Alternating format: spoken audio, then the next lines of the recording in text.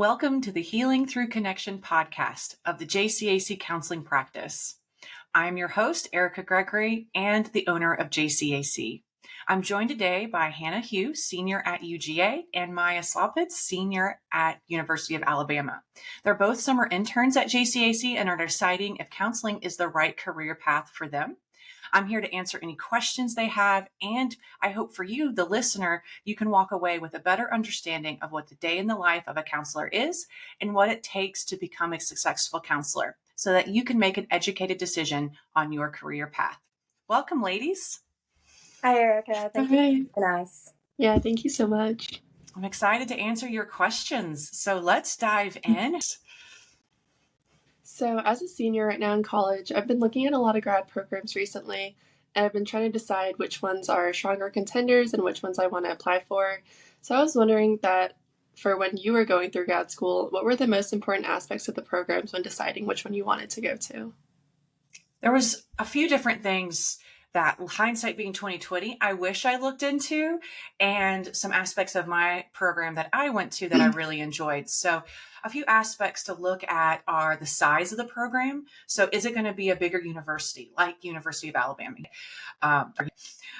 Or is it a smaller university like Mercer or Mercer School of Med or Regent? Is there a religious element to the university, or is it completely secular? So those are some areas to look at. The smaller the university, the more personalized your experience is probably going to be, and the more attention you're probably going to get. The bigger the university, naturally, you're going to feel a little bit more like a number, but there might be more opportunities for one. The financial side of it is teaching a class as a master's student to get a little discount on the master's program itself. So that financial benefit could be huge. Or, then there might be more opportunities of different types of classes to take. And that's my second one. What kind of classes does it offer? What kind of experiences do you get? So one of the things I regret about my program is at the time they didn't offer a play therapy option. And so I didn't get exposed to a play therapy course or get the opportunity to take one. However, I was able to take a couples therapy course and really dive into that arena. So I was able to really know this is a population I want to work with, because the only way you'll know, is this the right population for me? Is this an area I want to go into? Is if you get experience in it. And I'll give you a little bit of an example of what I mean by that. When I went into my grad program, I had decided, I had already proclaimed, I will never work with children. I don't want to work with young adolescents, older adolescents and up. That's it. That's all I want to do. And here I am, a play therapist. And so it's just my experience led me to that path of realizing that this is a niche. This is a population that I absolutely love working with. And I hope I do a great job in. And so the only real way to know this is the arena I want to work in is getting a lot of different exposure to different populations and different theory models. If all you get is one kind of square package of this is what we're going to turn you into as a counselor, then you don't get that opportunity to really learn. And you have to do that post-graduation when, you're in the middle of trying to see clients. So you may not have as much time, or it may cost a little more to discover that by going to different trainings or working with different populations and learning through experience. I don't really want to work with this population, or I love this population. So that's the second thing, is exposure to a lot of different theory models, a lot of different populations, and a lot of different class electives, so that you can really start to narrow down what kind of counselor do I want to become. And that third part is the financials. I didn't look twice at the financials, to be completely honest. I had the Hope Scholarship all through my undergrad. Money was not on the top of my mind. I'm happy with the program I ultimately chose. I had a great experience, but student loans are a very real thing. And master's programs are very expensive, unfortunately. And so making sure you understand the financial commitment you're making, and making sure that the program maybe does it offer different types of scholarships so that you can hopefully decrease that financial bottom line and that long-term impact of student loans if that's the route you take. So those three options of trying to figure out what is that right fit, what is that right combination of factors. Yeah, those are all really important factors I've been looking at when I'm considering which ones I want to apply to. But another thing is I I was wondering how you helped realize more what populations you wanted to work with and what kind of counselor you wanted to be. So, were there experiences outside of class and graduate school that helped you solidify those interests for yourself? Absolutely, absolutely. I had a great internship, so I got exposed to a lot of different populations through that. Sometimes you have to sit with people to know if this is the right population to work with or the right type of direction you want to go in. Because when you think of, can I connect with kids, for example? And Mhm. if you can, if let's say you're a nanny, let's say you babysit and just kids are natural and you love playing with them, well, it may be very different to sit with their very dark stories. And if you have a love for children, it may be too overwhelming to hear the darker side of what they may go through or the different types of healing they may need. And so it's good to not only go that it's good to not only base it off of who do you naturally feel comfortable with, but who can you sit with? Who can you connect with? An experience I had that led me to play therapy, that led me to children, is one of my first jobs was in a community-based counseling center. We saw a little bit of everything. We didn't really have a choice of our population or the direction we took. We just got intakes from every direction. And I was sitting in my office getting paperwork done, and my neighbor had a child client in her office. And for about 45 solid minutes, the whole office could hear this child either screaming or crying. And I just remember sitting there next at my desk thinking, what in the world would I do if that were me? Oh my goodness. And I had a great experience in my grad program where during our developmental child development class, a friend of the professors came in who was a play therapist, brought her sand tray, and just exposed us a little bit to what play therapy is. And so I had that memory in my mind. So I remember play therapy, started Googling it, found the president of play therapy at the time, and just gave her a call. Luckily, she had the opportunity to pick up and just asked her questions about, hey, this is my scenario. What would you do? And her answer was quite funny. She's like, well, I probably wouldn't have been in that scenario because in play therapy, we're not trying to talk at the children. We're not trying to interview a child. We're playing with the child. And I'm happy to say I've never had that experience offering play therapy with a child because you're meeting the child where they are. You're not trying to force them into anything that they're not comfortable in, which sound possibly like what was going on next door because that counselor hadn't had experience in play therapy or working with children yet. And so I went to her office. She gave me an hour of her time and she showed me around her playroom. She offered to do a mock sand tray with me, and I was fascinated. You know, when I thought about working with children, I thought, well, how do you interview a 5-year-old? How do you force a 7-year-old to talk about coping skills? And it just didn't seem possible to me, so I ruled it out. But what the reality is, it's not possible, but what you do is you play with a child. You meet them that way. And so I was like, wait, I could do that. I could play with a child. I could get on the floor and pull out a sand tray.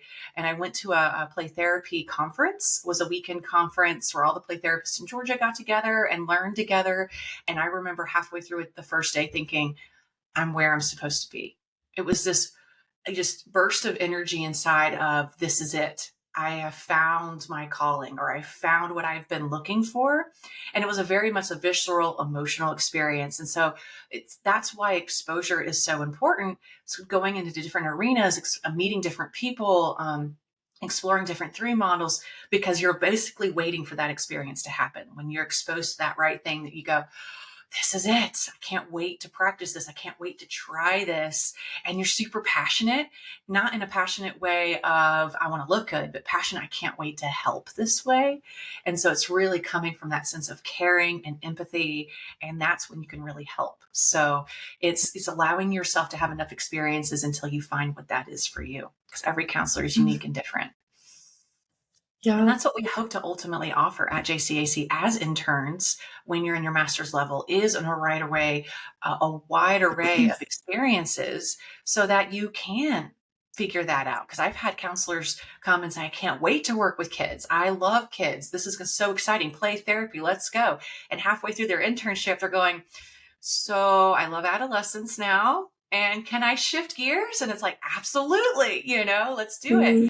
And then slowing down on and not giving them any more intakes with children because they had that realization of babysitting a child is very different than doing therapy with a child.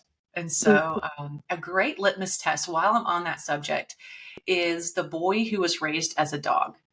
It's a book that each chapter is a different story of a child and their experience, and how Dr. Perry worked with that child and how he learned as a counselor how to better work with children, and how he ultimately, in the brain neuroscience of what was going on in their healing. It's a fascinating book. But if you can read through each sad story and go, this is fascinating, I can't wait to try to help children in this way, then you're meant to work with children. But if you read that book and go, oh, this is too heavy, then let's go a different population. Let's go a different route. Because in the same light, I could never do surgery on anybody. I could never do blood like doctors do, or ER, couldn't handle it. I would shut down. And so everyone has kind of what they're meant to do. And so it's okay if that's not your cup of tea, or if that's not the direction you're supposed to take. Yeah. So it sounds like that when you're going into your grad school, you don't absolutely have to be like nailed down, like I'm going to only focus on this population. It's okay to, like you said, experience everything. It's all right to change your mind. Like you don't have to have everything like set in stone. And that's one of the things that like I find really reassuring, is because it's already so new. Like you're picking out grad schools, you're picking out this, you're trying to figure out like which grad school will be best for you. On top of that, focusing on like which population and stuff. So it's nice just to be like, it's okay just to put yourself out there, get the most you can through whatever experience you can encounter. And on that, you can even change your mind 2 years after you graduate, because there's a lot of different trainings you can go into to really narrow down your niche. Let's say you decide couples. Like I worked with an individual, and then we ended up bringing their spouse in to help and talk about support with their depression or trauma. And you realize, wow, I really love this. I want to get more training. And then realize couples is one of my niches. And so even as you go along in your career, you can make changes and adjustments, and you have the freedom to do that in our field way more than you would maybe in another field where, like say in accounting, you get kind of in a firm and then that's where you are and that's what you do. With us, you just open it up to those intakes as well. And there you go. You're off to the races. Definitely. So kind of going back to Hannah's first couple of questions, when you were choosing your specific grad school, were you, what particular features were you looking at compared to others? Like, were you looking for like a more hands-on teaching style within the program, looking for other type of examples?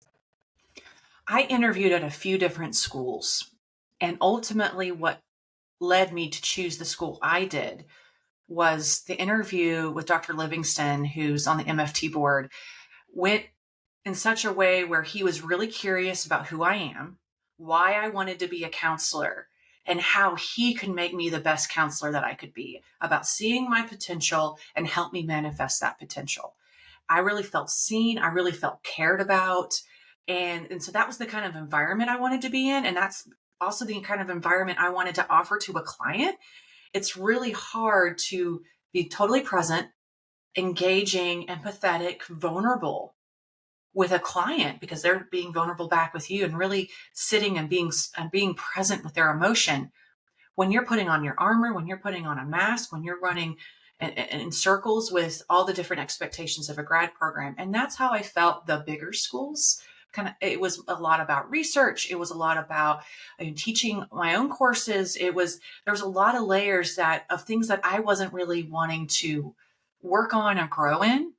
I wanted to be a great counselor. That's all it boiled down to. And in that conversation with Dr. Livingston, I really got that impression of that's what Mercer MFT's program was giving me that experience. Now, that may be different because different professors, different people run the programs now. That was about 15 years ago. But at the time, that's what I was looking for in my interview. It was about how can I become the best counselor I can be. And they offered that to me. And I didn't look at the financial side because Mercer MFT isn't the cheapest program either, but I'm really grateful for the experience I had. And I feel like I'm the counselor I am now because of it, because of how they do supervision and different layers like that. Another factor that sold me on that program was all of the clinicians who were offering supervision within the program. And just to clarify, when you start doing your own internship, you're supervised by staff at the school. Talk about the cases you're doing, learn how to become a counselor. It's kind of like Counselor 101 mentorship is what supervision is. And all the the staff who were offering that were actively seeing clients of their own, were carrying caseloads of their own. And so what I've seen on the LPC side is some peers who went straight from grad school to PhD, didn't see clients in the middle, became professors, and now are supervising, and they have very limited client exposure time. So they're teaching something they haven't really crafted themselves. They're teaching something that they haven't sat and done for 5+ years. And that's a little worrisome. And so I know when I get those interns from programs who maybe that's the experience they're getting, I'm getting very cold, or I'm getting feedback from those interns that their advice that they're getting from their from their supervisors are a little bit more on the cold side, a little bit more, it's all about what the book says rather than presence, relationship, how to help facilitate change in this client's life, how to meet the client where they are, because they haven't really learned that skill because they haven't had the time to practice it. So that was another important feature for me, was I'm learning from people who do this every day and do a good job at it, because the cliche is those who can't do teach. And so I didn't want that experience where I got someone who didn't really do a great job as a counselor. And now because of that, they went into the teaching profession so that they could have a job. So that was a really great feature of the program as well, that I felt better prepared me. I got really good feedback from my counselor or from my supervisors. So it seems like when looking at programs, it's best to look at them and how their mentorship or their curriculum helps you put you in the right direction and what counselor you would like to be. Having more of a close connection, would you say, with those mentorships? Someone you feel comfortable, someone that you admire, their presence in the therapy room or when they're meeting with clients, and just really taking in consideration, especially with the bigger programs, that I don't know, like, you might just be a statistic. You might just be a number. Like, you might not be able to form those close connections with those mentorships and have that more, I guess, a close relationship. So that's definitely something like I would like to consider going into grad schools, especially hearing your experience. I would love to have that. Just like someone just watching out for me, not just being like, oh, it's just I'm a number and a 100. So that's Right. It's kind of a scale between two things. The smaller the program, the more intimate, the more you're known, the more you're seen, but maybe they have less opportunities. They have less exposure to different types of courses because they're smaller and they're just more limited, versus the bigger universities, little less intimate, more of a bigger picture, but they're probably going to have a ton of exposure and experiences for you. So it's kind of trying to find that balance of what program meets what you're looking for, because you may want way more exposure. And you know what? I'm going to find a supervisor in an internship site that's going to mentor me the better way. Or that smaller, like, you know what? I thrive in smaller. I was in the same cohort of 15 students in every single course. So we knew each other really well when we graduated because we practiced therapy on each other. We processed things out loud, different hot topics. And it was such a great experience because and then we only had 2 or 3 professors and we took each course over and over from them. So I knew how to write papers for the professors really well by the end of the program. I knew what they were looking for, what their expectations were. So I enjoyed that. I thrived in that, but everyone's different with what they're looking for. great. So looking back on your career and experience, what would you view as like the most important thing like new counselors should do? Make sure you want to be a counselor. I think it's the biggest. I think knowing what a counselor is and knowing what the day in the life of a counselor looks like is really, really important, because you may love talking to your friends. You may love helping people. Let's use an example to illustrate this. So let's say your best friend of a lot of years, their mother just passed away. They just found out, they're grieving, they're very emotional. What is it like for you to make that phone call and reach out to that friend? Because it's going to be a heavy phone call. You know, they're going to cry. There's not going to be really any great thing to say to them right now. You know, you can't bring their mom back. You can't take away their pain. There's no fixing this. It's a hard and heavy call to make because you're exposing yourself to their raw emotion and choosing to sit with it with them. That's what you're doing every day, all day as a counselor. And that's also one reason why you can only see really realistically 20-ish clients a week. You can't see 40 clients a week and expect yourself to be mentally and emotionally okay. You need time to pour back into yourself. You need time to read and think about the direction you're taking with each one of your clients. You need time for your own mentorship, your own supervision. So someone's investing into you. Because I found the more I invest into myself, the more I read, the more I expose myself to great people who are wiser and smarter and have been there before, the more I'm able to give, the more information or just the more emotional depth I'm able to access, the more wisdom I'm able to offer simply because I'm exposing myself to it, not because I'm naturally that way. And so at first, for a long time, I had to fight the voice in my head of you're being selfish, or, this is you time, by taking time every week to sit and read or listen to podcasts and expose myself to these really great individuals. But I've really learned that I'm able to serve better. I'm able to give better. I'm able to lean back in better, whether it's me mentoring my staff, supervising my staff, or it's working with my clients. And so I feel like I've gone off on a tangent. I want to circle back to what we were talking about of really knowing you want to be a counselor, because it's you have to have the ability to let yourself go vulnerable with someone else's emotion. To really give true empathy, you have to feel and experience what they're going through, put yourself in those shoes and project back. And not everybody can do that. That's not a skill that you get from a book. That's not a skill you learn. It's a skill that comes innately from within, and your own things can get in the way. Whether it's a client who brings a story to the table that reminds you of your own, whether it's something that you have a lot of judgment around or a lot of strong opinions around, and it's hard to see objectively where they're coming from or how they feel the way they feel. And so the quote from Brene Brown that I love, that I'm working on with a lot of my staff, is you got to do this work to do this work. It's so true. You have to know what makes you tick, what helps you ground, so that you can catch yourself in the session. If something is triggering you, if something is overwhelming you, bring yourself back so you can stay present with them. So it's not about you. It's not about where you are or what your emotional experience is. You can lean into the client and help them with their experience. And so it's very exposing. We think that, the client's the one being exposed.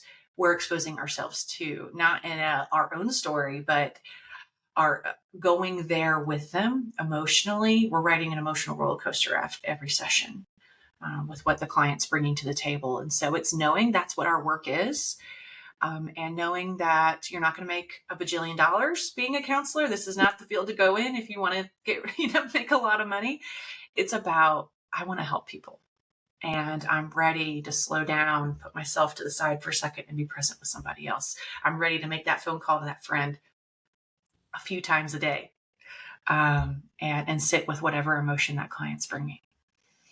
So it sounds like a crucial part for these new counselors is just like understanding themselves, understanding like why they went into this, understanding like what could possibly be taken from them, like whether it's just like emotional exhaustion, just things similar in that nature, but just truly like taking care of yourself, understanding why you went into this, and just really coming to the conclusion, be like, can I mentally be there for someone day in, day out, seeing different clients and presenting myself and being present for them? There's definitely the wounded warrior syndrome that we see a lot. I see a lot in my interns that have come through, and counselors who are younger in the field of, they went into this field to almost figure themselves out.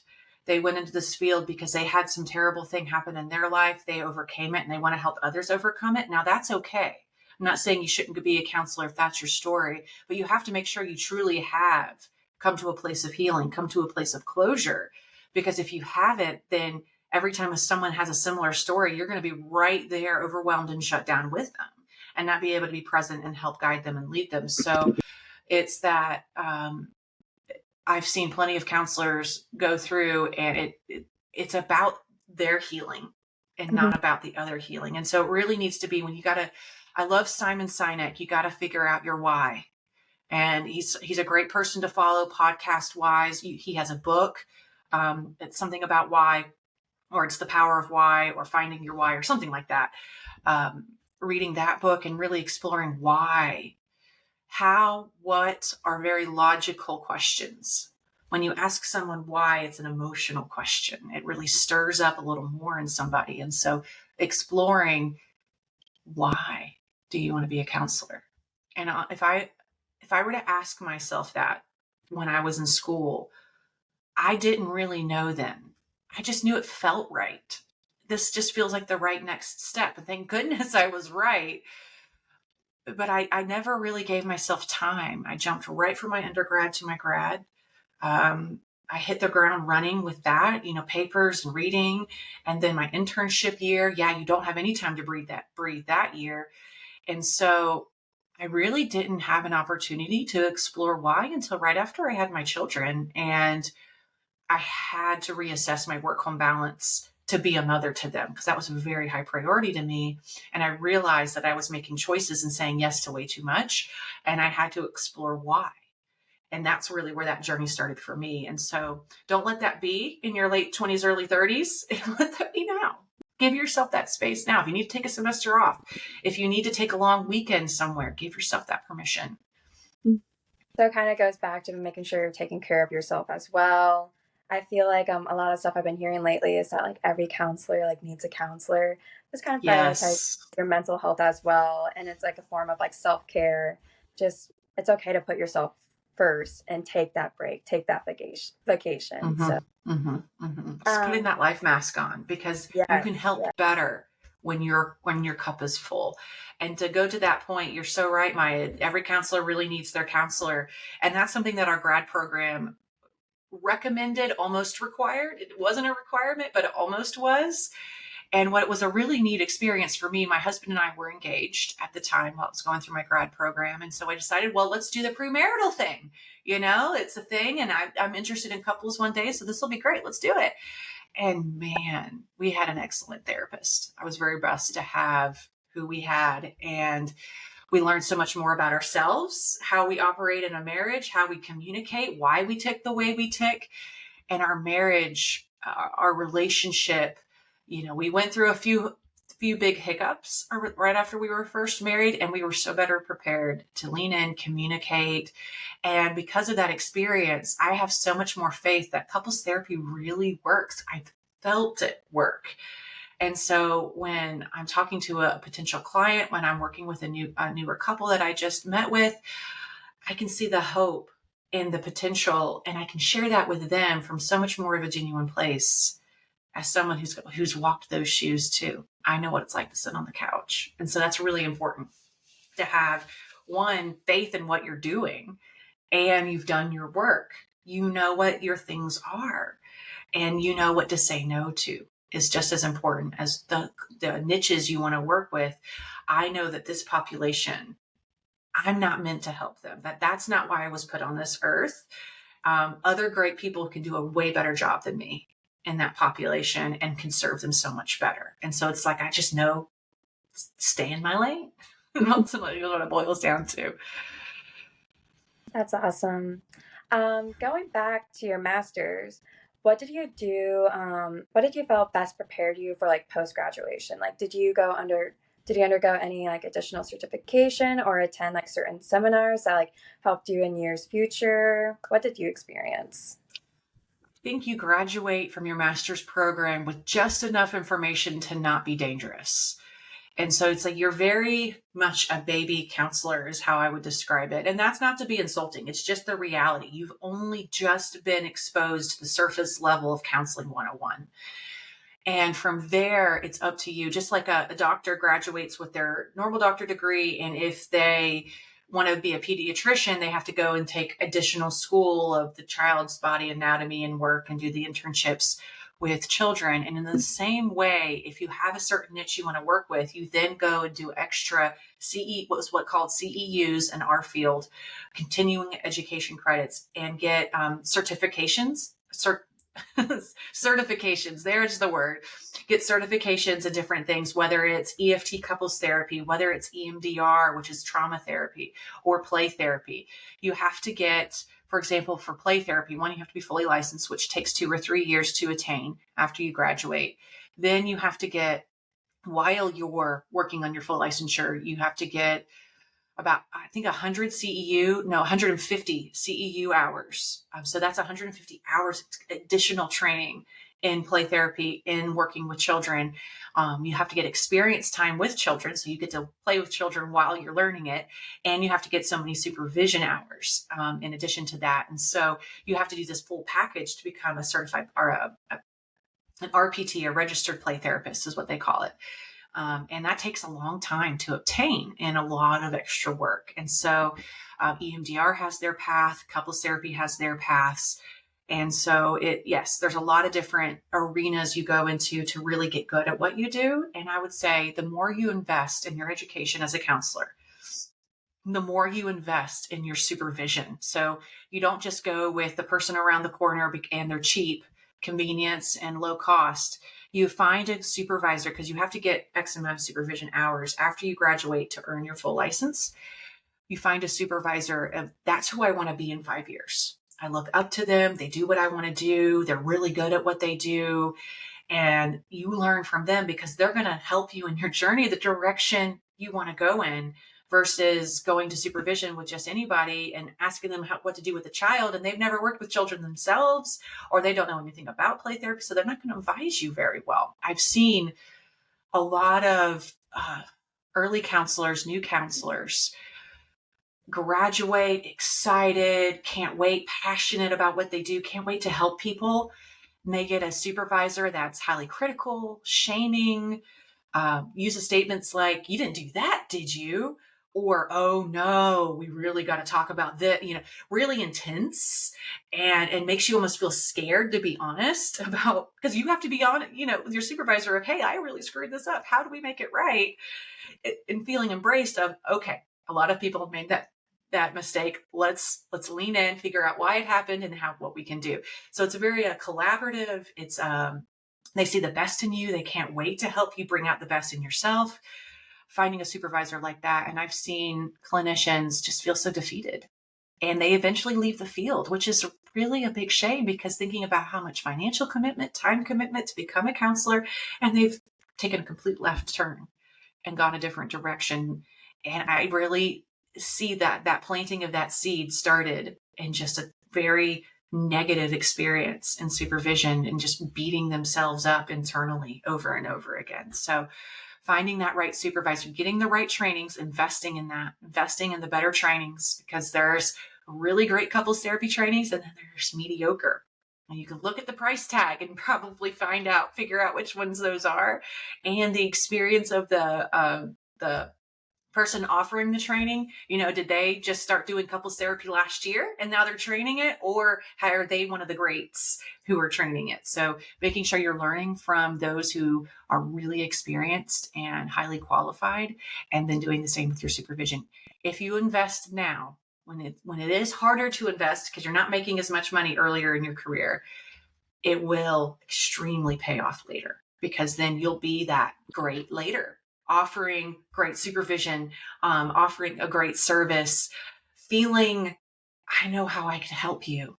Like there's such a calm in that, versus this anxiety of, I don't know what to do. That's a hard thing. If you're carrying that with you every day at work, gosh, you're going to burn out so fast. But if it's this calm, confident energy of, I know what to do, I know how to help, and oh, yep, I've heard this before. Let's dive in. Let's do this. I've got you. You don't burn out as much, and you really are helping people. So it seems like the investment you put in momentarily, like the payback is highly rewarding. Highly. And it seems like also you're saying like do your research, make sure like whoever your supervisor is has the experience that you would like to learn about. And just like the more knowledge, the better. Just like constantly be like thirsting for like any type of like information you can get. Like I said, it's like more of like a longevity type thing. Like it will pay off now and then definitely further down the road. So I'm kind of going to going, steal the work from Pat Leoncini, he actually does a lot of book writing on how to run a business. But he says one of the factors of what he looks for in hiring isn't so much education smarts, but is hunger. Because he's like, I can train anybody who's hungry, who's eager, who can't wait to learn, who can't wait to grow. He's like, I can train anybody up like that and they'll become great. But if someone comes in with this kind of that cocky, I know everything attitude, I don't need to learn anything new. He's like, nope, I don't even hire them. No matter how big the resume is or how much learning they've had, because there's not a whole lot you can do with that kind of personality or attitude. And so it's that same thing of just kind of investing into like, I'm just so hungry. I can't wait to learn. You're going to go really far. it's almost like that thirst for knowledge.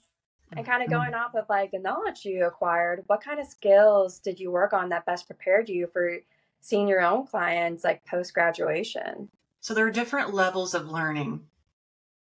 And the first level that I really lean in with my interns right before they see their first client, which is actually a conversation I'm going to have with my newer starting interns next week. I'm excited about that, is relationship and presence. So school is going to put a lot of, you've got to assess this. You've got to make sure you ask that. You may got to make sure you know this when you're working with clients.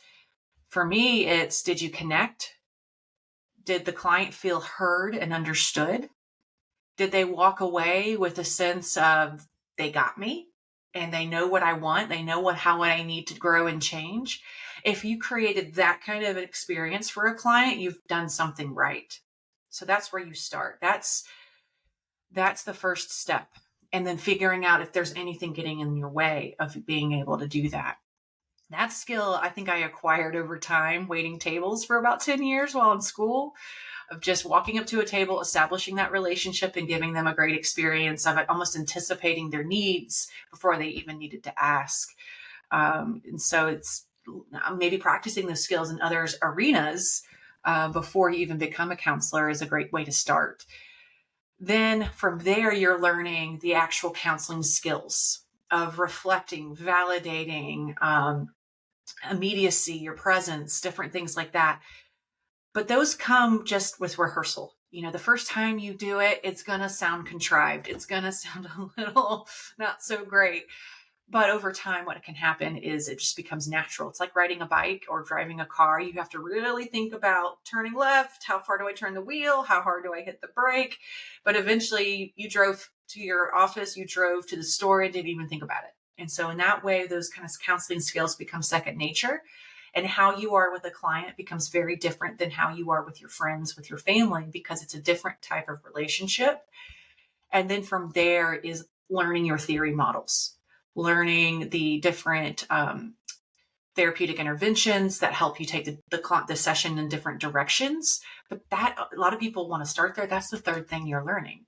You've got to learn presence and just communication skills before you even get to there, because that needs to be innate. That needs to be almost programmed in you and natural, because when you're thinking about your theory model or that intervention, you're going to be in your head. So you need to have your heart already in there and working while you're going, oh, wait, okay, so the client said that, okay, I'm going to do this. And it comes from more of that heart place instead of staying in your head, because the client will feel the difference. Mm-hmm. So it seems like, sorry, I go. Sorry.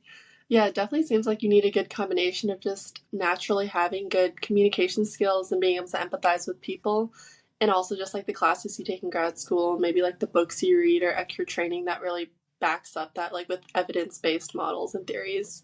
I think the research, and I'm going to misquote the actual calculation, but I want to say the research shows that 70%, 79% of change is from the relationship, from that sense of trust with your counselor.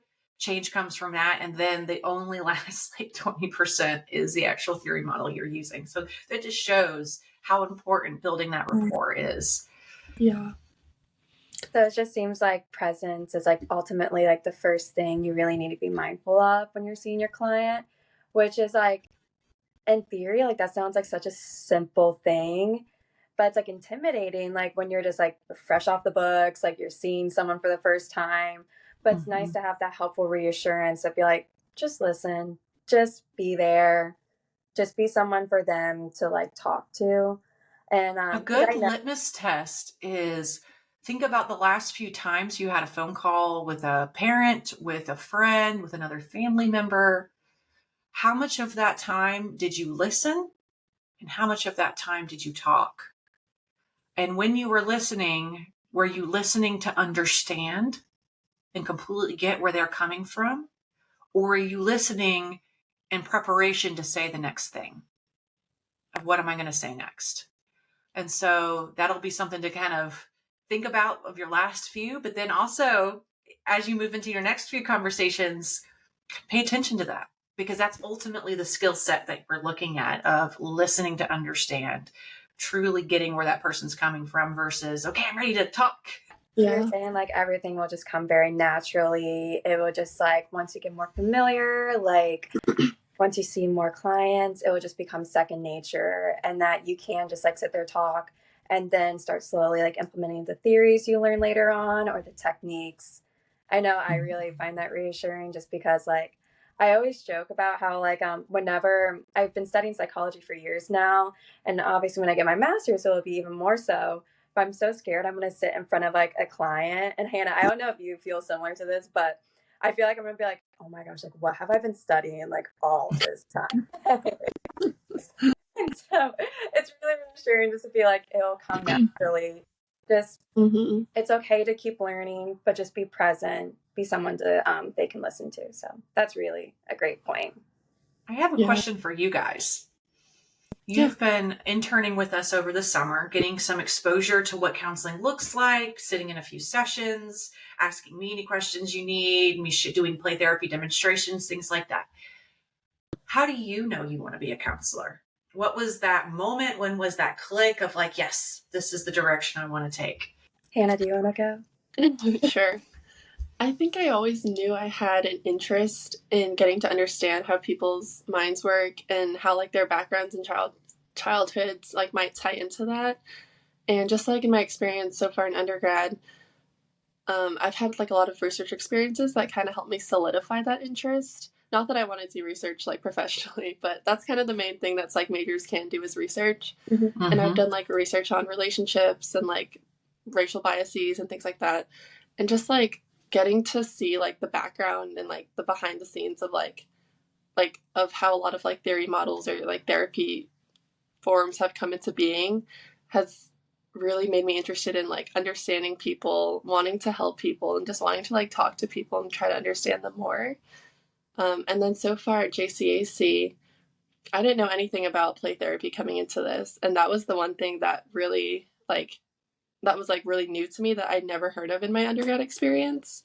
And getting to shadow some play therapy sessions and getting a demonstration from you has like opened my eyes to like whole different kinds of therapies that like are not as talked about or like aren't like your typical like talking about your feelings therapy. It's like working with kids and like understanding like how their minds work and how they like might subconsciously like express their feelings into playing and things like that. So yeah, I think like a combination of experiences from classes and research and just like getting to experience some things hands on in this practice has really solidified that for me. No, completely agree with you, Hannah. I know for me, I've been an older sister. My younger sister is 5 years.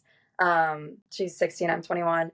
And so I've always just had that. I've always wanted just to help people be the best person they can. Like it's always like that sibling advice, being like, well, I experienced this, like try doing that. So that's where the natural desire just to help people came in. And then I'm also a very like analytical person. I like being able to break down to the root of everything, which I think, correct me if I'm wrong, I might be totally, but isn't that called family systems? I might be using the wrong term with it. But Bringing family systems is looking at a person through the lens of the system that they're within and okay. seeing the different roles people play, the part that they're playing. So it's really a broad model, and there's a lot of individual, advised models to what that can look like working with it, specifically working with families. But it's like it's a view set. Okay. I don't see you as a single person in a vacuum. I see your whole world around you and all those impacts. I'm not sure exactly what's in my mind. I'm totally blanking out right now. But basically, just finding the root of like what makes a person tick, like why they are who they are. And like Hannah said, That just like, might be, there's two directions with that, two schools of thought. There's the psychoanalytic thought, which is kind of the Freudian, that traditional id, ego, superego, of subconscious, conscious direction. And then we have the attachment perspective, which that perspective is, again, it's more relational. It's how we were raised. It's what we learned. It's how we relate to our environment. And I think both play a role and are really are the bigger view and really understanding humans, right? And yeah, because we're very complicated beings, where that's what fascinates me is there's like the learning never stops because this isn't a computer algorithm. This isn't a math problem where with engineering where this is how you build a bridge. There's so much fascination to why is this person the way they are and what makes them tick and why is that and how can I help them create the change they want in their world. No day is boring, let's just put it that way. yeah. And I also like just learning about that. Like I always like tell my parents because I came into college undecided. And then I flipped through many different degrees. I was or not many, I guess just two. But like just human development. And now it's my major is now psychology and I'm minoring in human development. But I told my parents, I'm like, I know I made the right decision because like I'm like excited to go to class. Like I think it's so interesting. Like I'm never bored. And so I'm like that just reassures that I made the right decision. I'm going into the right career that I don't think I could ever just be like not satisfied with. And like Hannah said, like just having experience at JCAC with the internship and being able to shadow some play therapy sessions, that just kept reconfirming that I'm like, I made the right decision. I'm definitely going down the right career path. I had an experience like that at school in my undergrad. I went into my undergrad at UGA thinking I want to be a doctor. I want to work with patients in that way. I knew I wanted to help, but that was the direction that just made the most sense at the time. And after a few organic chems, that was very clear that this is not the path I'm supposed to be taking. And I was in my junior year, just kind of in a curious state of kind of, well, I know I want to help. It's not going to be with medicine. So what is it going to look like? And I took a class in the human development, human sciences building, the big yellow building. And the professor was an MFT student who was teaching adjunct to, help pay for their degree. And we went through this book about families and systems and relationships and why the research and all of that. And you know how in class you read chapter 2, then read chapter 4, and then you jump around the book based on what they're going to talk about in each class. I read the whole book twice. I mean, I broke the spine. And that was my big, like, this is the direction I want to take. So I pulled the professor aside and said, what do you do? How do you do it? She told me about MFT. Well, what do I need to do to go to school for that? And it just like, it's like that. I found it. Kind of that spark, like you're talking about, Myah. Mm-hmm. Hannah, did you have any experience like that at school and undergrad of like a class that really just spoke to you? Or you were mentioning researching theories, and what kind of course did you take to research theories? Yeah. Well, so I ended up doing an like independent research project, and it's centered around like romantic relationships and kind of how your parents and your family tie into your like behaviors and like beliefs on romantic relationships. So that was really interesting to learn about. And I took an intimate relationships class, which I think kind of inspired me to want to do that research. And that class I took freshman year. And that really made, like, I love that class. I think it might be like my favorite one I've taken so That far. might have been the class I took because I can't Really? for the life of me remember what it was called, but that sounds familiar because I've always been Yeah. fascinated with friends telling me why, them and their boyfriend and why they broke up and all the things. And I was, more curious than the normal person of, well, what Yeah. happened and how did that happen? And why did you make that choice? And all the things. So it was just something I was just naturally like, oh, this is like so fascinating. Like, why do we fall in love? Why do we fall out of love? How does this all happen? It's so interesting. I just love it. I love that. I love this field. Yeah.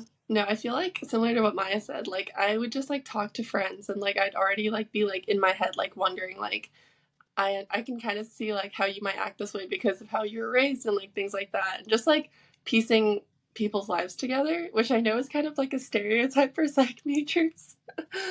But I think just having like a natural inclination to thinking about things like that and to wanting to like know more about people and understand their minds is like a pretty critical part of wanting to Yeah, be in that's this. like the foundation. You have to be super curious. Yeah, Otherwise, you're not going to enjoy it.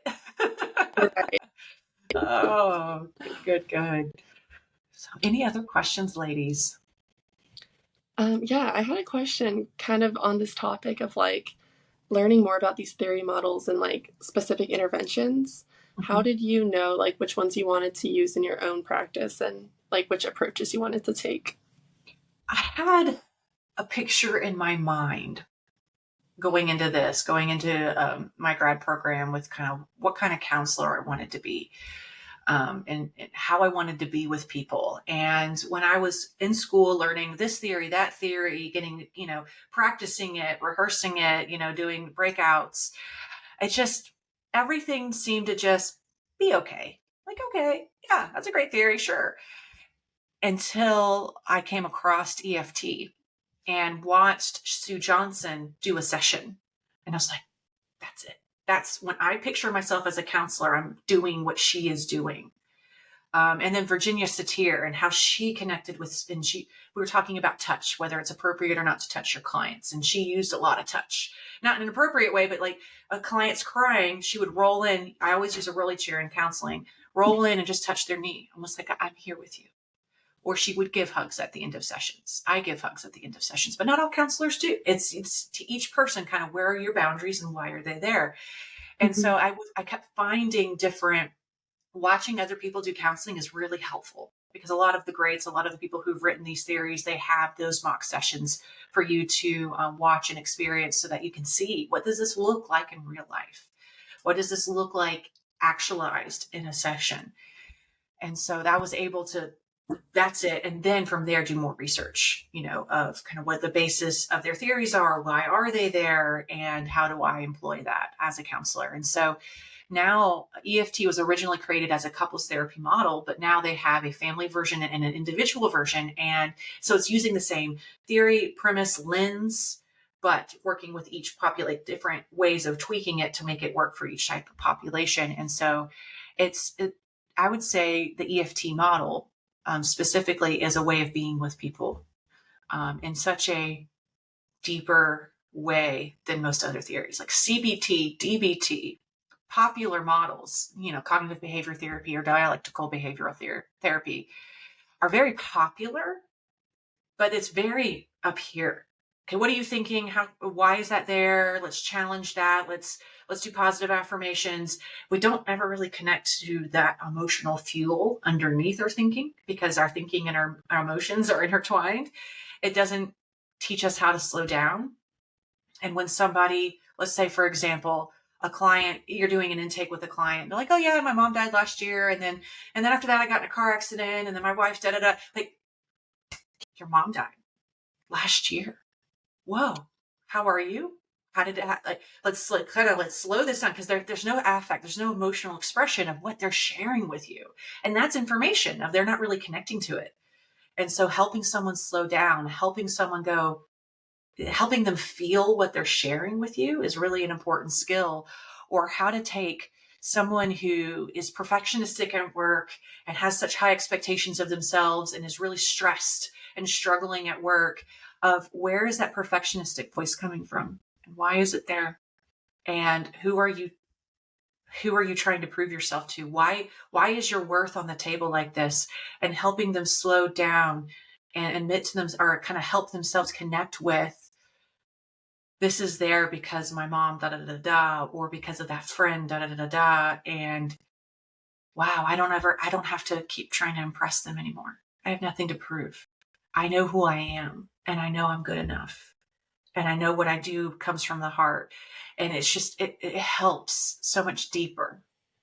And it creates change that doesn't need to be repeated. Because I feel like some of the theory models are more surface level and the change is more superficial. I'm pretending the best I can and it's working for a little while. And EFT goes into the heart of the matter, resolves that, creates true healing. And so then there isn't any going back.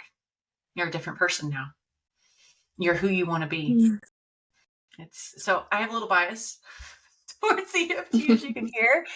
But also play therapy. What's beautiful about play therapy and EFT is it pulls from the same theory model of experiential, of attachment, of humanistic, being with and present. And it's just how you apply it to kids versus adults.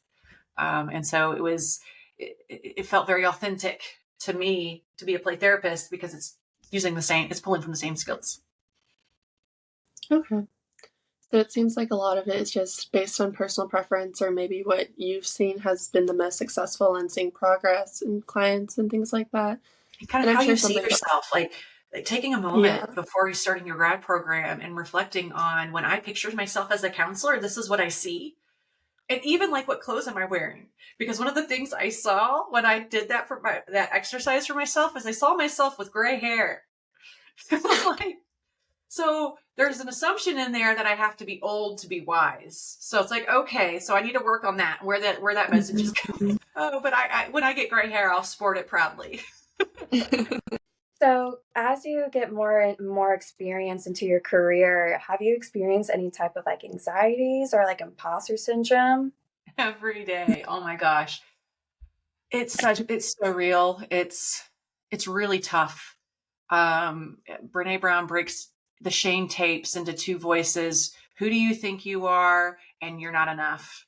And those are so true. And I think that really encompasses the imposter syndrome voice of who do you think you are to work with this client? Do you think you can really help them? Or you'll never learn enough. You'll never grow enough. You'll never have enough information to be able to help this client. So whether direction you take, it gets to the same place. For me, what helps challenge that more than anything else is remembering, why am I doing it? It's going back to that why. Why am I doing this? And it's going back to who I know I am. I know I'm a person who cares and wants to help. And if I'm coming into this session with that spirit, even just caring and holding space for how they feel is helpful, is a change experience, is different than what they maybe get in their daily life out there in the world. And then from there, I can help better figure it out by talking to someone wiser and getting that info. Like if I feel stuck with a client or whatnot, I can always find out more information in between sessions. Never discounting that I can lean in more and learn more and grow more. And so if we continue to boil that down to why, then it just kind of helps to, I don't have to be perfect. I don't have to know all the answers. I just need to be present and hold space and care. And if I'm doing that, I'm doing something right. So what do you say? Try to become comfortable not being at the 100%. And that, say if it's like at like the 95%, that extra 5%, it's just the learning and the growing. And it's okay to like not have all the answers and just to point blank be like, I'm not sure, but like I'll get back to you about this. So if your core belief is I am always growing and learning and I can't wait to grow more, then you have permission to not know. But if your core belief is I should always have the answers and I should always know what to say, yeah, your imposter voice is going to be really loud because there's going to be a lot of times when you don't know what to say or you don't have the answer. But you like you said, you can always get it or find it. So you would say like try to embrace that uncomfortableness, being like I may not have all the answers, and just like try to. It's going to be a reoccurring thought. Like we said, you may never be at the 100%, but being like, okay, like that voice is coming up. I don't know the answer. I'm not a great counselor. Like, what am I doing in this room? Being like, no, it's okay. And that voice gets darker. Like you were using as an example, the voice gets darker and darker. I don't know the answer. Who do I think I should be even in this room? I'm not a good counselor. Why did I even decide to do this? I mean, it just gets darker and darker and heavier and heavier. And it's like, stop it. Cut it off at its knees before it goes any deeper. So it's just like, just taking a breath and being like, maybe out loud, even being like, I'm not sure, but I can always research this later and I'll get back to you. And that's, I think, like another thing, like, I don't know. I know for me, thinking forward to when I'm about to see a client or something, I'm gonna be like, oh, I should know everything by now. Like I've gone through years of schooling, like I've had all this experience, but it's okay to just learn. We're all human. That's where I was trying to get my point. We're all We're all human. You're human. not expected to be perfect. Even Mhm. though this is your career, specializing in this, no one's perfect. And that's Mhm. something that I really appreciate you making that point and just being like, it's okay just to take a step back and being like, I don't know. So that's really a reassuring thought. Exactly. Like you're a person, you're not like if this was like AI or like Google, they'd be telling you a very straightforward answer. They'd be Yes. giving you advice that's like very clear cut. But you're a person, you're responding how you are, how you want to, and yeah. And what's beautiful, there's some people in the counseling work field who are worried, like, oh my goodness, is AI going to replace us? AI can't feel. They can't hold presence. Just, maybe for straightforward answers. Mm-hmm. But when it comes to sitting with someone in a room and grieving together, AI can't do that. And so I feel pretty confident that we're going to be all right. We need to learn how to embrace AI, know what to warn people about, know how to use it right. But Mm-hmm. yeah, that's a big question in our field right now as we're embracing this new reality. I see the development of AI and how it's being used in business now as the same thing as the internet. X amount of, I don't even know how long ago the internet was, and how businesses used to do phone calls. And that's the only way to schedule and only way to pay was with cash or in-person card. Now we buy things online and we schedule online and all the things and email marketing, and how much businesses had to change and adapt with the internet. We're going to probably do the same thing with AI to some degree. That's such a good question. Such a good question. And a great thing to be thinking about now as you're going into the field, rather than in 5 years when you're starting to burn out and it's already a little too late and you're already still starting to feel that true emotional fatigue. There's a few layers to this. One part of the question was balancing being a counselor and running the practice. I'm going to set that one to the side and I'm going to get to that last part. But the first part is how to hear stories like we hear and keep that homework balance. One is going in with, for me, I use a mindset. I use a kind of a core belief, a radical acceptance of every person has a sad story. Every person has a situation where they've been hurt, they've experienced loss. We all have them at some parts in our lives. And I'm just choosing to see them more often than the average person does. Just like children pass away every day, but the people at the hospitals see way more of that than the average person does. And so it's that radical acceptance of I'm choosing to hear these sad stories or these experiences or these tough situations because I want to be that opportunity for hope or opportunity for change or that lifeline to you're not alone. And so resilience, that's the word I was going for, to be that person that can offer resilience or that change experience. And so that going in with that core belief, it's not this overwhelming of this world's a horrible place and this, just sadness everywhere and there's hurt and pain everywhere. Yes, there is. And I just choose to see it. And so that helps me.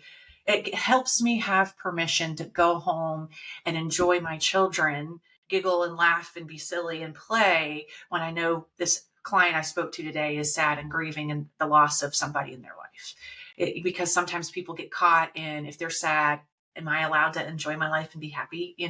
And so it's separating that and giving yourself that permission, and just accepting their pain is real, but I'm here to offer those moments of hope or change. Another part of it to avoid burnout and to keep a work-home balance is to really, like I was talking about in the beginning, invest time into your personal growth, into how am I working with this client next? What do I need to learn to grow and learn and continue to develop my skill as a counselor so that every year, what to say it, how to join, how to be with your clients becomes more natural and more organic and more authentic. So you're not trying so hard because then it feels it's like that difference of when you first run for the first time in a long time. It's like every part of your body hurts and you have to work really hard to keep going, versus you've been running for 6 months and you decide, I'm just going to do a mile today. And just that feels like a breeze to you. It's that kind of experience with a counselor if you continue to invest in yourself, so that it's not that anxiety I was talking about of what am I doing? What am I doing? It's, I know how to help. Here I am. So there's that layer. And then there's the caseload size layer. So in some agencies, like the first one I worked for, they expect you to see 40 clients a week, 5 days out of the week. And by Friday, I remember, like, if another person talks to me, I'm going to scream. Like, I'm just so emotionally dead. I don't have any time for paperwork, for emails. Like, that was all, if there was a cancellation, I had to stack all that admin stuff in the middle of that. No time to think, what am I doing next with my client? And why am I doing it? There wasn't room for that. And I burn out really, really fast in that environment. And my big wake up call is when I was pregnant with my first child. And I was thinking about, how am I supposed to be a mother when I come home and just stare at a TV for a while before I even start to feel normal again and feel like me again? How am I supposed to be a mama? And so that was my wake up call to create a different work home balance for myself. And that's when I went into private practice and talked with a friend. I met with a friend for coffee who I went to school with. She and I hadn't spoken for a few years, and we just like, it's time to catch up. And she was telling me about her work experience in a group private practice setting, similar to what we have at JCAC. And I learned how many clients a week she saw and how she made more money than me. And she was seeing like 15 clients a week. And I'm like, what? Like, this is possible? This exists? And so that was the big wake up call for me. I'm so grateful to her, because that's when my whole career changed and I went in a different direction because I knew it was possible. And so when you graduate, I guess going back to a question you guys asked earlier, a step or a stage when you graduate for you to know you're ready is to look into all the different types of career paths, whether it's hospitalization, IOP, partial outpatient, different types of agencies, group private practice. Do you want to own your own private practice one day? That kind of thing, because it gives you the opportunity to choose what fits best for you and give you that work-home balance you're looking for. Okay, last part of the question is about managing the practice and managing my clients. So in the beginning, when I started the practice, rent, overhead costs all came out of my pocket because the business hadn't grown enough to even pay its own bills. And so I had to see a lot of clients a week to cover my home expenses, pay myself for my life, and then also cover the office's expenses. So I did not have work-home balance. This did not exist for a while. There was a few years where it was just go, go, go. If I wasn't seeing clients, I was marketing. If I wasn't marketing, I was hiring. There was a lot going on. But I had a fabulous support from my husband during that time. Otherwise, that would not have been possible, because he at the time was a stay-at-home dad. He took care of everything at home, so I could just go and do and get it done. And it was a great balance for both of us. Let's see. After the office grew to the point, it was such an exciting stage when the office could pay rent. I was like, oh, this is such a huge weight off my chest. This is so exciting.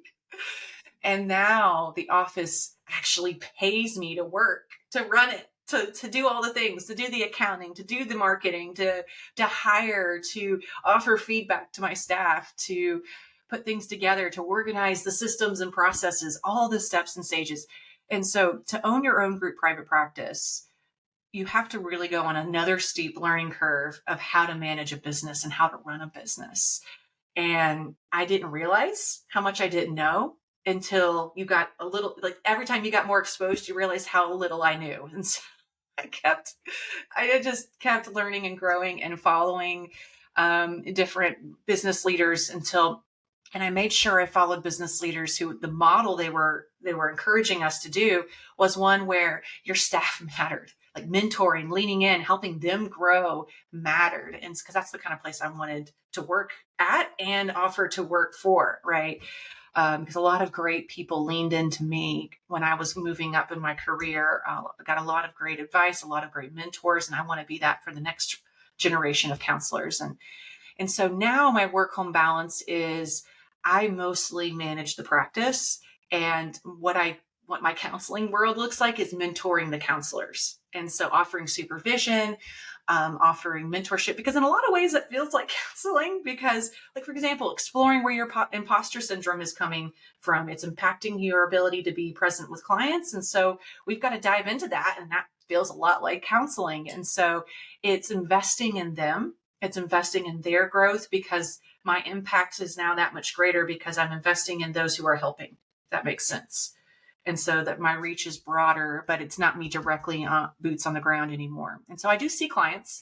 I do see a few a week, but the main majority of my time is now managing and running and leaning into ladies like you. And what my favorite thing is that spark in someone's eye when they've discovered something new and they can't wait to try it, or discovering like a love for counseling in a new way. And it's just like, it's just so rewarding and so rich. Mm-hmm, mm-hmm. Yeah.